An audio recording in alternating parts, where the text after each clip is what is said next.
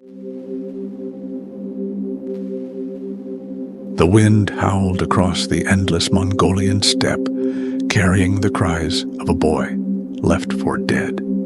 His name was Temujin, and one day the world would bow before him. But before he could conquer kingdoms, he had to survive. At just 9 years old, his father, a tribal chief, was poisoned by enemies.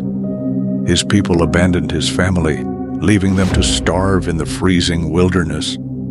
His mother, a woman of unbreakable spirit, taught him one thing: no one is coming to save you. If you want to live, you must fight for it. But life had one more test for him. Captured by a rival tribe, Temujin was thrown into slavery, shackled, humiliated, beaten. They believed they had broken him, but in the dead of night, with nothing but his will, he escaped, running barefoot across the frozen earth, vanishing into the darkness. And that was the moment he became more than a boy. That was the moment a Khan was born.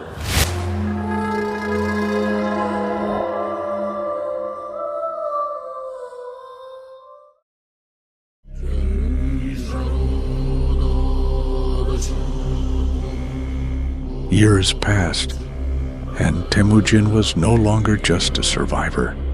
He was a warrior. He understood that strength alone would not win battles. He needed loyalty. He needed an army, and so he did something no Mongol had ever done before. He united the tribes.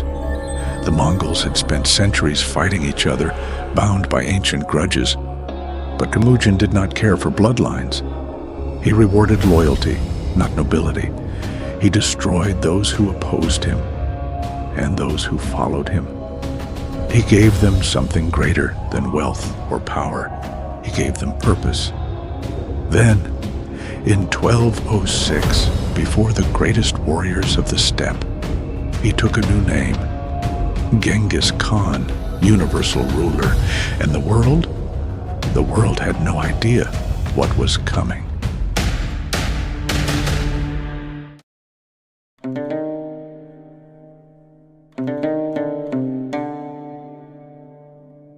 They came like ghosts, silent, swift, merciless. One moment, the land was peaceful. The next, the Mongol horde was upon them. Genghis Khan's army was not just strong, it was unstoppable. His warriors rode for days without rest, attacking from the shadows, retreating before enemies could strike back. They could fire arrows while galloping at full speed, their precision unmatched.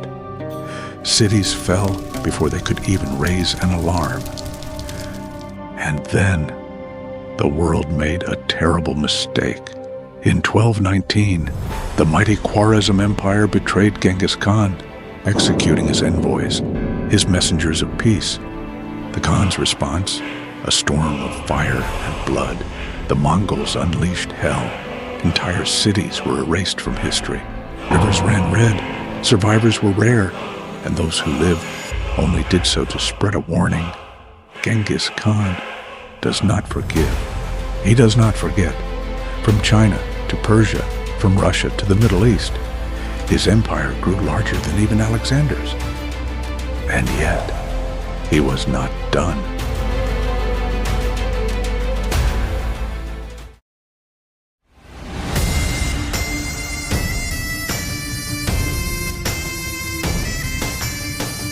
But even the mightiest warrior cannot escape death.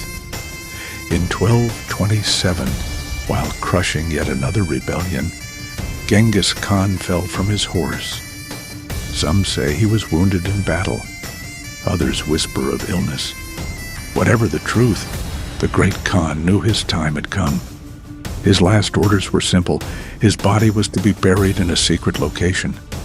His soldiers carried out his wish, ensuring no grave, no monument, no place for his enemies to gloat. To this day, no one has found his tomb.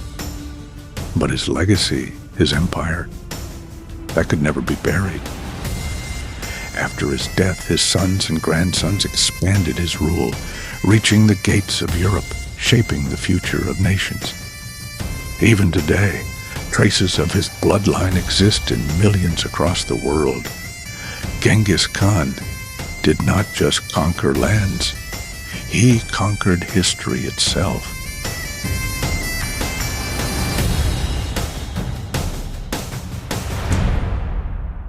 What do you think? Was Genghis Khan the greatest conqueror of all time? Let us know in the comments. And if you enjoyed this story, don't forget to like, share, and subscribe for more epic tales from history.